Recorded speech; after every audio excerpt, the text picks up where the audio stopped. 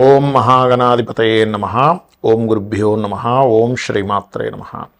పరమేశ్వర స్వరూపమైనటువంటి జ్యోతిష మరియు ఇతర అనేకమైనటువంటి శాస్త్రములను మనకు అందించినటువంటి మహర్షులకి నమస్కారం.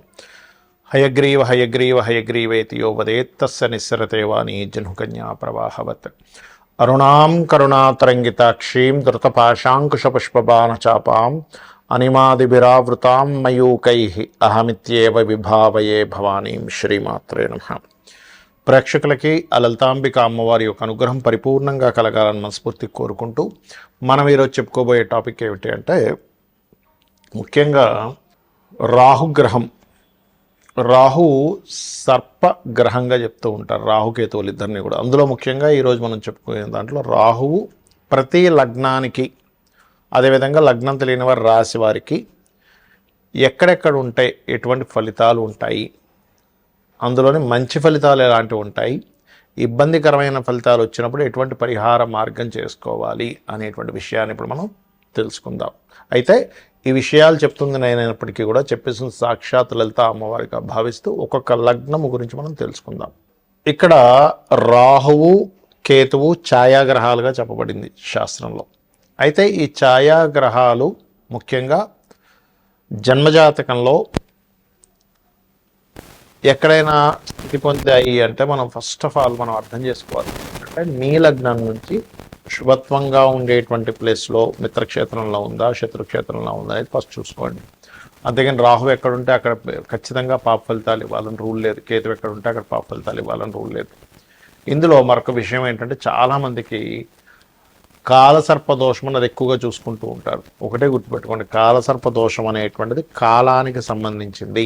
అంటే ఈ దేశంలో ఈ ప్రాంతంలో ఇలాంటివి జరుగుతాయని చెప్పడానికి మాత్రం దేశకాల సంబంధించిన వాటిని ఆ దేశానికి ఏ లగ్నం అవుతుంది, ఏ రాశి అవుతుందో చూసుకొని, ఈ దేశంలో ఇక్కడ సునామీలు వస్తాయనో, లేకపోతే భూకంపాలు వస్తాయనో, కరువు కాటకాలు ఉంటాయనో, గొడవలు జరుగుతాయనో ఇట్లాంటివి చెప్పడానికి చెప్పారు. కానీ జన్మజాతకానికి కాలసర్పదోషం అప్లై చేయమని ఎక్కడ చెప్పలేదు.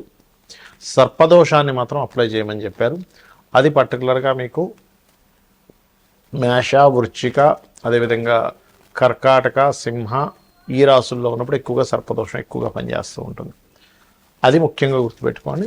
ఎవరికైనా సర్పదోషం ఉంది, ఇప్పుడు మనం ఇప్పటివరకు కొన్ని లగ్నాల గురించి చెప్పుకుంటూ వచ్చాం. ఈ లగ్నం వాళ్ళకైతే ఇది, ఈ ప్లేస్లో ఉంటే ఇది అని. కానీ లగ్నము, నక్షత్రము, రాశి ఏమీ తెలియదు. అప్పుడు ఏం చేయాలి అంటే, సింపుల్గా మీకు సర్పదోషం ఉంది లేదు అనేటువంటిది సిమ్టమ్స్ ఏమిటి అంటే, ఒకటి విపరీతమైన కోపం వస్తూ ఉంటుంది, చిన్న చిన్న విషయాలకు కోపం రావడం జరుగుతూ ఉంటుంది. సంథింగ్ నెగటివ్ ఎనర్జీ తొందరగా మీకు అట్రాక్ట్ అవుతూ ఉంటుంది సర్పదోషం ఉన్నప్పుడు.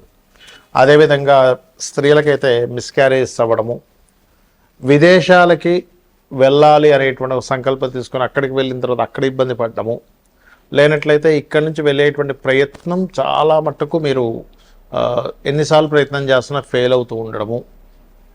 అదేవిధంగా అదే సర్పదోషం కనుక కొన్ని, అంటే మీకు మనం ఇప్పుడు జాతక చక్రం లేదని మాట్లాడుకుంటున్నాం కాబట్టి సప్తమ స్థానం మీద పడితే కనుక ఒక్కొక్కసారి వారికి వివాహ జీవితంలోనే ఇబ్బందులు కలగడం లాంటివి జరుగుతూ ఉంటాయి. కాబట్టి మీరు దీనికి ఏం చేయాలంటే, చాలా సింపుల్గా ఎవరికైనా సరే జాతకం తెలిసినా తెలియకపోయినా సర్పదోషం ఉందంటే దాని నివారణ మార్గం ఒకటి, కాళహస్తికి వెళ్ళడం. ఆ ఈశ్వరానుగ్రహం, రాహుకేతువులు పూజతో పాటు ముఖ్యంగా అక్కడ ఈశ్వరానుగ్రహం కలగడం వల్ల కాళహస్తికి వెళ్ళిన వాళ్ళకి శుభం కలుగుతుంది, గుర్తుపెట్టుకోండి. రెండవది, నవగ్రహాలలో ఛాయాగ్రహాలైనటువంటి రాహుకేతు గ్రహాల దగ్గర దీపారాధన చేయడము.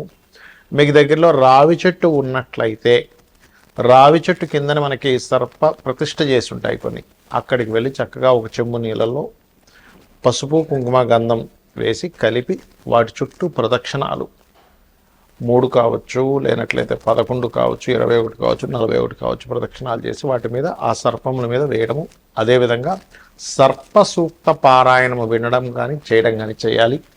మరియు దీంతో పాటు ముఖ్యంగా మీరు చేయవలసినటువంటిది, రాహువుకి అధిష్టాన దేవత అయినటువంటి దుర్గాదేవి యొక్క ఆరాధన, కేతువుకి అధిష్టాన దేవత అయినటువంటి గణపతి యొక్క ఆరాధన చేయాలి. అయితే ఇక్కడ ఎవరికైనా పర్టికులర్గా ఈ రాహుకేతువుల యొక్క ప్రభావం మరింత ఎక్కువగా ఉందండి, ఏం చేయాలి అని అనుకుంటే కనుక సింపుల్గా ఏం లేదు, మీరు కనీసం 6 నెలలకు ఒక్కసారైనా సరే కాళహస్తికి వెళ్ళి వస్తూ ఉండండి. ఈశ్వరానుగ్రహం ద్వారా కూడా దాని ప్రభావం పూర్తిగా తగ్గుతుంది. మరొకటి ఏంటంటే ఈ రాహుకేతువులు గోచారంలో సంచరించేటప్పుడు కూడా మీ లగ్నం నుంచి ఎన్నో స్థానంలో సంచరిస్తున్నాడో చూసుకోవాలి. అందులో ప్రధానంగా ధనస్థానంలోకి వచ్చినప్పుడు కొంచెం ఫైనాన్స్ విషయంలో జాగ్రత్తగా ఉండడము, 3వ స్థానంలోకి వచ్చినప్పుడు అగ్రిమెంట్స్ విషయంలో జాగ్రత్తగా ఉండడము, 4వ స్థానంలోకి వచ్చినప్పుడు పర్టికులర్గా మీరు ఏదైతే ప్రాపర్టీస్ కొనుగోలు చేసేటువంటి విషయాల్లోని ఇట్లాగా ఒక్కొక్క స్థానాన్ని బట్టి ఆ పర్టికులర్ ఇయర్లో, ఎందుకంటే 1.5 ఇయర్ ఉంటాడు కాబట్టి ఆ పర్టికులర్ ఇయర్లో గోచారంలో వచ్చేటువంటి రాహుకేతువుల యొక్క ప్రభావాన్ని చూసుకోవాలి. అంటే కేతువు కనుక అలా వచ్చినప్పుడు ఒకరికి రాహు కనుక వచ్చాడు 4th హౌస్లో, 2nd హౌస్లో, అలాంటప్పుడు అక్కడ అది కొంచెం ఆ యొక్క విషయాల్లో ఆశను పెంచడము ఇట్లాంటివి ఇస్తూ ఉంటుంది. బట్ ఏదేమైనప్పటికీ కూడా మీ పర్సనల్ చార్ట్లో ఉండేటువంటి కాంబినేషన్స్ని, గోచారంలో ఉండేటువంటి గ్రహాలని మిళితం చేసుకొని చూసుకోవాలి. ఇక ఈ యొక్క రెమెడీ చేసుకుంటూ గోశాలకు వెళ్ళి ఏదైనా చేయాలి అనుకుంటే గోవులకి బెల్లంతో కూడినటువంటి 4 ఉండల్లా తయారు చేసి గోవు తినిపించండి, మరియు గ్రాసము తినిపించండి. రాహుకేతువుల దోషం అనేటువంటి పూర్తిగా తగ్గుతుంది. ధనుర్లగ్నము, ధనస్సు రాశి. మీకు లగ్నంలో గనక రాహు ఉన్నట్లయితే పర్టికులర్గా ఇది ఉన్న ప్రాంతం కాకుండా ఇతర ప్రాంతాలకి వెళ్ళి అక్కడ ఉన్నత విద్య అభ్యసించడం ద్వారా సక్సెస్ ఉంటుంది. ఇక 2వ స్థానంలో ఉండేటువంటి రాహు మనీ ఇస్తాడు, కాకపోతే స్లోగా డెవలప్మెంట్స్ ఉంటాయి. అలా కాకుండా అక్కడ ఇంకేదైనా శుభగ్రహం కలిసి ఉంటే మళ్ళీ ఫాస్ట్ డెవలప్మెంట్స్ ఉంటాయి. 3లో ఉండేటువంటి రాహు మీరు చేసే ప్రయత్నం సక్సెస్ ఖచ్చితంగా ఇస్తాడు. 4లో రాహు ఉన్నట్లయితే ఉన్న ప్రాంతం కాకుండా ఇతర ప్రాంతాలకు వెళ్ళి చదువుకోవడము, అందులో ముఖ్యంగా విదేశాల్లో స్థిరపడేటువంటి ప్రయత్నం సఫలీకృతం అవడం జరుగుతుంది. కాకపోతే పంచమరాహు ఉన్నప్పుడు మాత్రం ధనుసు లగ్నం వారికి సర్పదోషం కింద చెప్తారు.